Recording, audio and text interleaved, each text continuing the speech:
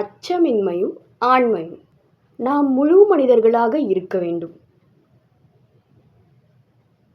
எதற்கெடுத்தாலும் அஞ்சி அஞ்சி நடுங்குவோர் முழு மனிதர்கள் அல்ல. அவர்களை மனிதர்கள் என்று அழைப்பது கூட பாவம். மனிதன் தவிர்த்த பிற விலங்கினங்களின் எதிரிகளைக் கண்டு இல்லை, எனக்கு புரியல. ஒருத்தன் பயப்படுறான், அவன் பயந்த சுபாவமாக இருக்கான்னா அது அவனுக்குள்ளே இருக்கிற வீக்னஸ், அவனுக்குள்ளே இருக்கிற உணர்ச்சி. அவனோடைய அந்த பிரச்சனைகளை, அந்த குறைகளை எப்படி சரி செஞ்சு முன்னெடுத்து தைரியமாக நிற்கணும், தைரியமாக ஒரு பிரச்சனையை ஃபேஸ் பண்ணணும், தைரியமாக வாழணும், எப்படி லைஃப்பில் ஸ்ட்ரகிள்ஸ் எல்லாம் ஈஸியாக ஹேண்டில் பண்ணணும், அதை நல்ல வழியில் கஷ்டங்களெல்லாம் உடச்சி நேர்மையாக உண்மையாக ஒழுக்கமாக நல்ல வழியில் போகணும் அப்படின்றது மனுஷன் பிறந்து வளர்றதுலேருந்து அவன் வளர வளர வளர கற்றுக்கிட்டே இருப்பான். அடுத்து என்ன பண்ணணும், அடுத்து என்ன பண்ணணும், அடுத்து என்ன பண்ணணுன்ற மாதிரி. இவங்க இந்த சின்ன வயசுலேருந்தே நம்ம படிக்கிற புக்கிலேருந்து, சொசைட்டியில் நிறைய பேர் சொல்லி கொடுக்கறதுலேருந்து, பேசுகிற வார்த்தையிலேருந்து, ஆம்பளைனா தைரியமாக இருக்கணும், ஆம்பளைனா வீரமாக இருக்கணும், ஆம்பளைனா எல்லாரையும் அச்சு வச்சு இப்படி கெத்தாக இருக்கணும், தைரியமாக இருக்கணும், ஆம்பளைனா வீரமாக இருக்கணும், ஆம்பளைனா அழக்கூடாது, ஆம்பளைனா பயப்படக்கூடாது, ஆம்பளைனா கோழத்தனமாக இருக்கக்கூடாது. இல்லை, எனக்கு புரியல. அவனும் மனுஷன்தான். அவனும் சின்ன வயசுலேருந்து எல்லா கஷ்டங்களையும் பார்த்து நிறைய விஷயத்தில் தைரியமாக ஃபேஸ் பண்ணி தைரியமாக இருந்து நிறைய விஷயங்களை கடந்து தான் வந்திருப்பான். அவனுக்கும் பயோன்ற உணர்வு இருக்கும், ஒரு கவலை, கஷ்டம், மனசோர்வு, ஃபேமிலி ரெஸ்பான்சிபிலிட்டிஸ் தூக்கி நாங்கள் மொத்தமாக கொடுத்துட்றோம், நீ தான் எல்லாத்தையும் பார்த்துக்கணும். ஆனால் மனுஷனா, உணர்ச்சிகளும் இல்லை மனுஷனா, இல்லை உழைச்சி கொட்டுற மிஷினா? அவன் கெரியர் பேஷன் எல்லாத்தையும் விட்டுருவான், அப்படியே ஃபேமிலிக்காகன்னு ஓடிக்கிட்டே இருப்பான். ஆனாலும் எல்லா பிரச்சனைகள் வந்தாலும் அவன் தைரியமாக நின்று ஃபேஸ் பண்ணி நிற்பான். அவன் மனுஷன், அவன் ஆம்பளை, அவன் நிற்பான். ஆம்பளைன்றது அவன் அவ்வளோ உணர்வுகளையும் தாண்டி எல்லாரையும் அன்புடையும் பண்புடையும் குணத்தோடையும் நல்லபடியாக எப்படி வழிநடத்தி கொண்டு வரான். அடுத்த லைஃப் அவன் எப்படி பார்க்குறான், ஒழுக்கமாக இருக்கானா, கரெக்டாக இருக்கானா, அவனுக்கு பிடிச்ச மாதிரி அவன் வாழ்கிறானா, சுதந்திரமாக அவன் வாழ்கிறானா, அவன் பிடிச்ச கெரியர் அவன் சூஸ் பண்ணியிருக்கானா, அவனுக்கு பிடிச்ச கோலில் அவன் போராடி முன்னேறி போயிட்டுருக்கானா.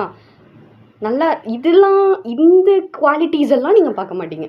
தைரியமாக இருக்கணும், வீரமாக இருக்கணும், 4 பேரை அச்சு வச்சுட்டு இவன் இப்படி தைரியமாக நிற்கணும். அவனுக்கு நல்ல குணங்கள் இருக்கா, ஒழுக்கம் இருக்கா, நிறைய விஷயங்கள் பிரச்சனைகள் எப்படி ஃபேஸ் பண்ணுறான், அவனுக்கு சுற்றி வர விஷயங்களை, அவனுக்குள்ளே இருக்கிற மென்டல் ஹெல்த்தோ எமோஷன்ஸையோ அவன் எப்படி ஹேண்டில் பண்ணுறான், அதெல்லாம் அவங்களுக்கு வேணவே வேணாம். இதோ அவன் கோழையாக இருந்தானா அவன் மனுஷனாக வாழ்கிறதுக்கே அர்த்தம் இல்லாதவன். யாருக்கும் எதற்கும் அஞ்சாத ஒருவனைத்தான் ஆண்மையாளன் என்று கூற முடியும். எப்படின்னா, இப்போ ஒருத்தன் கத்தி எடுத்து உனக்கு குத்த வரானா, நீ பயப்படக்கூடாது. உனக்கு அடிக்கவே தெரிலனா கூட நேராக போய் நின்று 4 குத்து வாங்கிட்டு ஹாஸ்பிட்டலில் படுத்துக்கிடன்னு சொல்கிறாங்க. அவனுக்கு எழுந்து அடிக்கிற தெம்பு இருந்தாலும் மனதைரியமோ இருந்தாலும் தான் அவன் எழுந்து போய் அடிக்க முடியும். அவனுக்கு பயம் இருக்குன்னா அவன் பயந்து ஒதுங்க தான் செய்வான். அது உணர்வு, அது மனுஷனுக்குள்ளே இருக்கிற உணர்வு. அது ஆண்மை பெண்மையில் கிடையாது, மனிதர்கள் அப்படின்றதுல அடக்கப்படும்.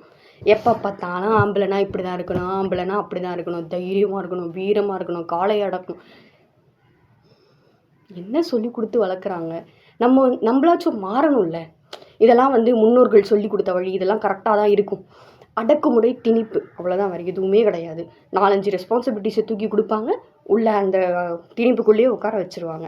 நம்மளும் இதுதான் லைஃப்னு ஓட ஆரம்பிச்சிருவோம். நம்ம தான் மாறணும். இதெல்லாம் இன்னமும் நம்பிட்டு இந்த தாட்ஸ்குள்ளேயே இருந்தோம்னா இன்னும் வருஷ காலத்துக்கு சொசைட்டி இப்படியே தான் ரன் ஆகிட்டுருக்கும். பயம், அச்சம், ஞானம், பயிர்ப்பு, மனச்சோர்வு, சோகம், கோழைத்தனம், இது எல்லாமே மனுஷனுக்குள்ளே இருக்கிற உணர்வுகள். அதை ஆண்மை பெண்மைன்னு அந்த கேட்டகரிஸ்குள்ளே கொண்டு போகாமல் மனிதர்களாக வாழ்ந்துட்டுருக்கோம். நம்மளுக்குள்ளே இருக்கிற இத்தனை உணர்வுகளையும் ஒவ்வொரு சூழ்நிலையிலையும் எப்படி நம்ம அதை கரெக்டாக வழிநடத்தி ஒழுங்காக நல்ல முறையில் செயல்படுத்தி அதை நம்ம கொண்டு போகிறோம் அப்படின்றதுல தான் இருக்குது. பயந்த சுபாவம் உள்ளவங்க பயந்து கஷ்டப்பட்டு ஃபேஸ் பண்ணுவாங்க. தைரியமானவங்க ஒரு விஷயத்த தெளிவான டெசிஷனோட, தெளிவான சிந்தனையோட டக்குன்னு முடிவெடுத்து அந்த விஷயத்தை ஹேண்டில் பண்ணி நல்ல விதமாக கொண்டு போயிடுவாங்க. இது கேரக்டர்ஸ் டிசைட் பண்ணும். அவங்க எப்படிப்பட்டவங்க, அவங்களோட உணர்வு என்ன, அவங்களோட குணங்கள் என்ன, அவங்களுக்கு எது பிடிக்கும் பிடிக்காது, அவங்க எப்படி வாழ்வாங்க, அவங்க எப்படி ஒரு விஷயத்தை ஹேண்டில் பண்ணுவாங்க, அவங்க அந்த விஷயத்தை எப்படி எடுத்து எப்படி வழி நடத்தி கொண்டு போவாங்க அப்படின்றது தான் முடிவுரை கொடுக்குமே தவிர்த்து இவன் தைரியமாகவே இருக்கணும், இவன் அழவே கூடாது, இவன் பயப்படவே கூடாது, இவன் மனசூர்ந்து போகவே கூடாது, இவன் எல்லா பிரச்சனைகள் இருந்தாலும் இவன் ஃபேஸ் பண்ணிவிடுவான், இவன் தைரியமாக நிற்பான், இவன் இப்படி தான் இருக்கணும், இப்படி தான் இருக்கணும், இப்படி தான் இருக்கணும், இப்படி தான் இருக்கணும். அவன் கல் இல்லை, அவன் மிஷின் இல்லை, அவனும் உணர்ச்சிகள் உள்ள மனுஷன்தான். அதிகாரம், திமிரு, பலம்னு எல்லா விஷயத்துலையும் அவனை ஏற்றி விட்டு எல்லாத்துலேயும் இப்படி தான் இருக்கணும், இப்படி தான் இருக்கணும், இப்படி தான் இருக்கணும், எல்லாத்துக்கும் ஒரு ரூல்ஸ் அண்ட் ரெகுலேஷன்ஸ், கேட்டகரைசேஷன்ஸ் கொடுத்துட்டு நீ எப்படி வேணால் இருக்கலாம் அப்படின்னு இஷ்டத்துக்கும் ஆட விட்டுட்டு அதுக்கப்புறம் அதை எல்லாத்தையும் கொண்டு வந்து பெண் திணிப்புன்னு ஃபெமினிசம் உள்ள கொண்டு வந்து ஃபெமினிசம்னாலே ஆண்களுக்கு எதிரான ஒரு விஷயமா கொண்டு வந்து நிறுத்திட்டாங்க.